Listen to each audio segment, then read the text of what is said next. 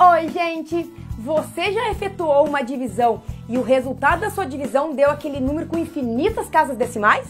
Você sabe qual é o nome que esse número recebe? Muito bem para você que respondeu dízima periódica. E você sabe como encontrar a fração geratriz dessa dízima periódica? Então, se você quer aprender mais sobre esse conteúdo, eu convido você a assistir essa aula. Vamos lá?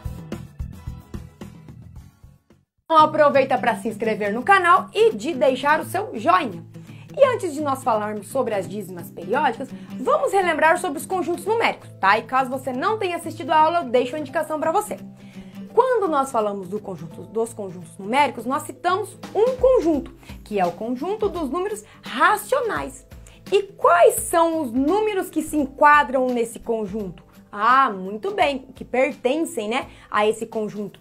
São todos aqueles números que podem ser escritos na forma de uma fração. Então, você conseguiu escrever um número na forma de uma fração, ele é considerado um número pertencente ao conjunto dos números racionais, tá?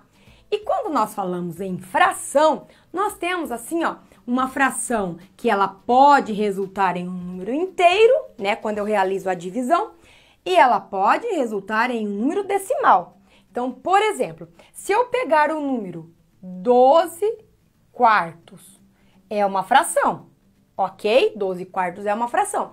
E se eu dividir 12 por 4, eu vou obter 3. Então, veja que essa fração 12 quartos, ela resultou em um número inteiro, tá bom? Aí, eu também posso ter uma fração que ela resulte num decimal exato, tá? Num decimal. Opa, eu já falei exato, não era para falar exato. Em um decimal. Então, por exemplo, se eu pegar a fração 5 quartos. Se eu pegar a fração 5 quartos e eu dividir 5 por 4, eu vou obter, então, aqui 1,25. Então, veja que esse resultado é um resultado decimal. E aí, quando eu falo, então, num resultado decimal, eu tenho dois tipos. Agora sim eu deveria ter falado do exato, né, gente? Então, eu tenho dois tipos. O decimal, que é considerado exato, que é esse nosso caso aqui, do 1,25, né? Porque ele acabou ali, ó, 1,25. E do decimal, que vai se tornar uma dízima periódica, que a dízima periódica é o foco da nossa aula, que como eu citei lá no início, quando você está resolvendo uma divisão e o resultado da divisão começa a dar muitas casas decimais repetidas, não é? Vai repetindo o mesmo número. Aí nós estamos falando de uma dízima periódica. Como, por exemplo, se eu pegar 0, 2, 2, 2, 2 e coloco os 3 pontinhos para dizer que é infinito. Isso aqui nós temos uma dízima periódica. Mas isso aqui que é uma dízima periódica veio de uma fração? Veio de uma fração, gente. E nesta aula você vai aprender como encontrar a fração que gerou essa dízima periódica, que nós chamamos de fração geratriz. Vamos fazer mais exemplos agora? Vamos lá? Gente, então antes de encontrar a fração geratriz dessa dízima que eu acabei de citar, nós vamos relembrar duas coisinhas, né, muito importantes sobre as dízimas periódicas. Elas são classificadas em dois tipos. Tem as dízimas periódicas simples e as dízimas periódicas que são compostas. E como é que eu vou fazer essa diferenciação da simples e da composta? Então, veja bem, aqui nós acabamos de citar que é o 0, 2, 2, 2. É uma dízima periódica considerada simples, certo? Mas por que é simples, gente? Porque, ó, a parte decimal forma o período. Você tá vendo aqui a parte decimal que está se repetindo 2, 2, 2, 2? Então, aquele algarismo que faz a repetição, ele é o período. Então, naquele caso, o número 2 é o nosso período. E eu posso escrever essa mesma representação aqui, ó, assim, ó, 0,2. Como o 2 é o algarismo do período, eu vou lá e coloco um risquinho em cima dele. Pronto. Então, eu posso representar uma dízima periódica também com esse risquinho em cima, tá bom? E outro caso. Giz, essa é fácil. E se eu tivesse, então, assim, ó, 3,181818 e com 3 pontinhos, né? Então, aqui eu também tenho uma dízima periódica que é simples.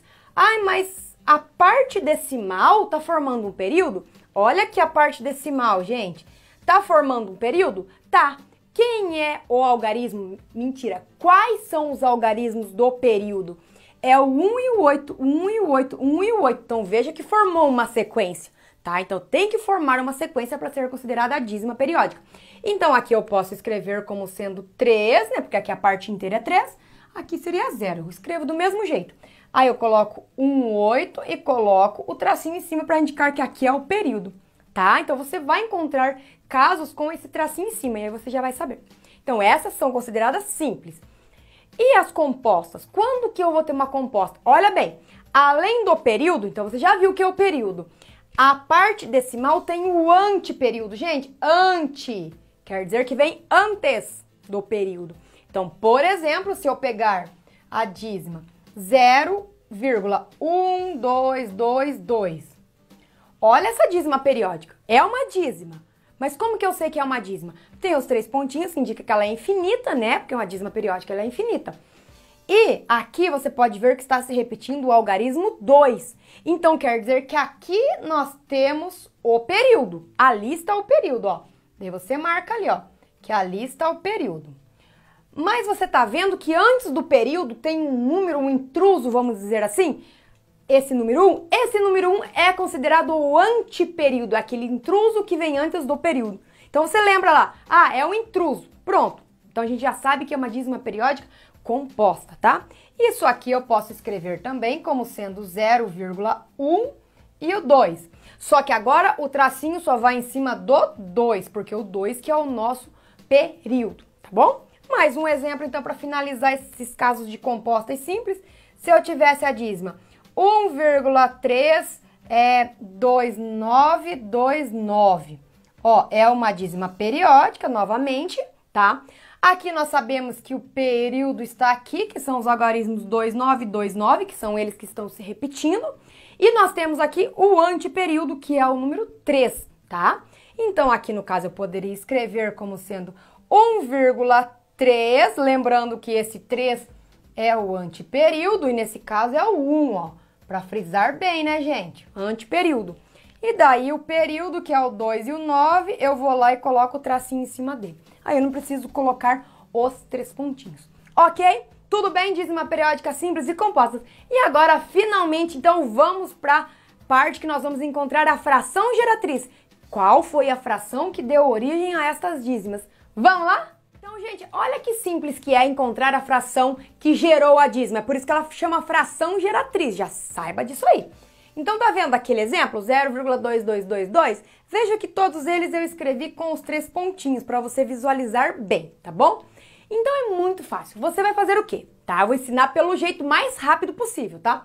Você vai olhar o período. Quem é o período? O período é 2. É um algarismo. Então, você vai colocar aqui a fração com o denominador 9. Tá bom? Fácil assim. Um algarismo no período, o denominador é 9. Mas então se for 2 algarismos no período, o denominador vai ser 9, 9? Isso mesmo, gente. Já olho de baixo aqui, ó. O período aqui é o 85. 85, não é isso daqui o período? Então eu já sei que são 2 algarismos no período, o denominador vai ser 9, 9. Pronto, o denominador já tô sabendo, né? E esse outro caso aqui, ó, já aproveitando então o gancho, ó. Quantos algarismos eu tenho aqui no período? Eu tenho 3, 1, 6, 3, 1, 6. Então, eu tenho 3 algarismos se repetindo, né? Para formar a sequência. Então, quer dizer que o denominador vai ser 999. Então quer dizer que se o próximo exemplo eu tivesse 4 algarismos se repetindo, o denominador seria 9999? É isso mesmo, gente. A quantidade de algarismos do período, né? Lembrando que a quantidade de algarismos que se repetem aqui é a quantidade de 9 que vai no denominador. Olha que fácil. Mas e agora, quem é que vai no numerador? Nesse caso, como tem 0 aqui, então é só copiar o próprio período que está aqui. Então aqui vai 2. Então, se eu pegar 2 e eu dividir 2 por 9, pega aí e faz no seu caderno. Divide 2 por 9, você vai obter a dízima periódica 0,2222. Fácil assim. Olha esse outro caso. Começou com 0, né? Então, a parte inteira sendo 0 é rapidão. Quem vai no numerador, você já sabe? Muito bem, é o 8 e o 5. Então, vai ficar 85 sobre 99, 85, 99 avos, tá? E nesse outro caso aqui, como aqui a parte inteira é 0, não precisa tirar nada, né? Porque não dá para tirar de 0. Então, ela vai ficar o 3, o 1 e o 6, os próprios algarismos do período. Então, eles compõem a nossa dízima periódica, certo? Tudo bem, só que a nossa dízima periódica não. Eles compõem a nossa fração geratriz, tá? Então, eu encontrei aqui rapidamente, tá bom? Agora, nesse caso, olha aqui, observa a diferença desses aqui para esses.